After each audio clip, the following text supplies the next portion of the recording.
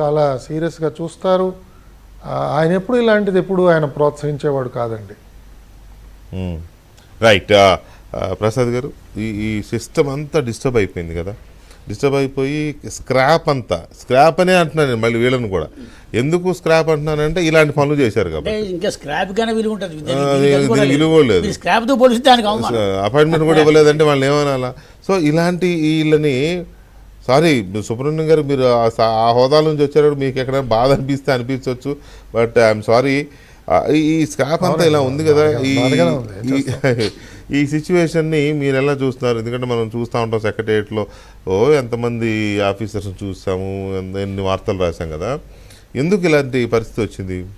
మీరు అంటే దేశవ్యాప్తంగా ఇప్పుడు మన ఎల్వి గారు కూడా చూశారు, క్యాబినెట్ సెక్రటరీ చేసిన వాళ్ళు టిఆర్ ప్రసాద్ గారు వీళ్ళంతా, ఐవి సుబ్బారావు గారు వీళ్ళంతా ఆ స్థాయిలో పనిచేసినప్పుడు దే ప్రౌడ్ ది క్యాపిటల్. అంటే ఎక్కడికైనా వెళ్తే ఆంధ్రప్రదేశ్ వాళ్ళు చెప్పుకొని గర్వపడి. ఇప్పుడు అంటే మనం ప్రస్తావించితే తప్పుగా అనుకోకండి, రాజశేఖర రెడ్డి గారి ప్రభుత్వంలో ఆయన కొడుకు లబ్ధి చేయడం కోసం కొంతమంది అధికారులు చేసిన తప్పుకి కొంతమంది తప్పు చేయని అధికారులు కూడా బలైపోయారు. అది అంటే అసలు ఆంధ్రప్రదేశ్ కాదు, దేశవ్యాప్తంగా అధికార యంత్రాంగం ఎలా ఉండాలో కేస్ స్టడీ చేస్తే ఆ ఒక కేసును చూసుకోవచ్చు. మీరు బీపీ ఆచార్య గారు, ఆయన తప్పు చేశాడో లేదో తెలియకుండానే ఆయన జైలు శిక్ష అనుభవించారు. అసలు అంతకుముందు చంద్రబాబు నాయుడు గారి గవర్నమెంట్లో బీపీ ఆచార్య గారికి ఎంత గుడ్ ఆఫీసర్గా నేమ్ ఉండేది, ఇది గుడ్ ఆఫీసర్, ఒక్కసారిగా జైలుకి వెళ్ళాల్సిన పరిస్థితి వచ్చేసింది. తప్పు చేసిన ఇంకొక అధికారి మళ్ళీ అదే జైలు శిక్ష అనుభవించింది. అదే కదా, మళ్ళీ బయటకు వచ్చి ఈ ప్రభుత్వంలో ఆవిడ ఉన్నత స్థానాన్ని పొందింది.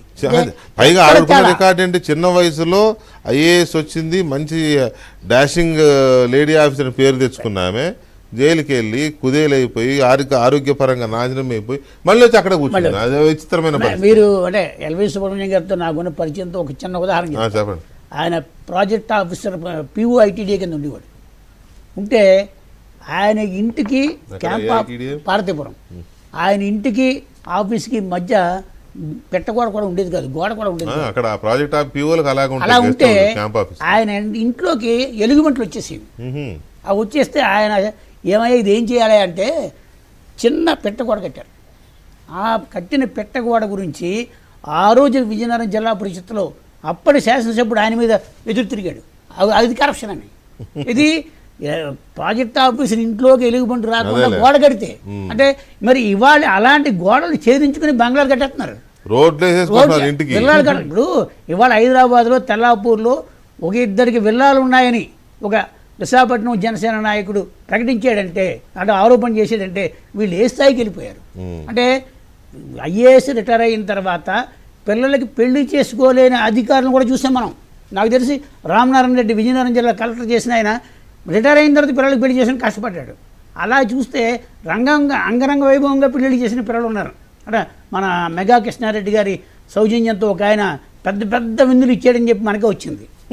అంటే IAS ఎవరు కించపరిచామని కాదు, వాళ్ళ ప్రవర్తనలో వచ్చిన మార్పులు అవి. అంటే ఏ స్థాయి నుంచి ఏ స్థాయికి వెళ్ళారు. పూర్వకాలం ఒక IAS ఆఫీసర్ సీనియర్ ఆఫీసర్ దగ్గరికి వెళ్తే ఆయన దగ్గర ఏం నేర్చుకోవాలని అడిగేవారు. ఇప్పుడు వెళ్తున్న IASలు మీరు మీకంటే ఎంత సంపాదించాలని అడుగుతున్నారు.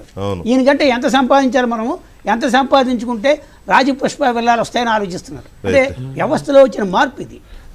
జీవిరెడ్డి గారు, ఇక్కడ పరిస్థితి ఏంటంటే ఎప్పుడైనా గవర్నమెంట్లు మారినప్పుడు, అది అంతకుముందు ముఖ్యమంత్రులు మారి చంద్రబాబు నాయుడు గారు ముఖ్యమంత్రి అయినా, చంద్రబాబు నాయుడు గారు ముఖ్యమంత్రిగా దిగిపోయి ఇంకొక ఆయన ముఖ్యమంత్రి అయినా, ఏదో చిన్న చిన్న మార్పులతో వాళ్ళకు బాగా కావాల్సిన ఒక అధికారిని CMOలో సెక్రటరీగా పెట్టుకుని మిగతా సిస్టమ్ అంతా ఆఫీసర్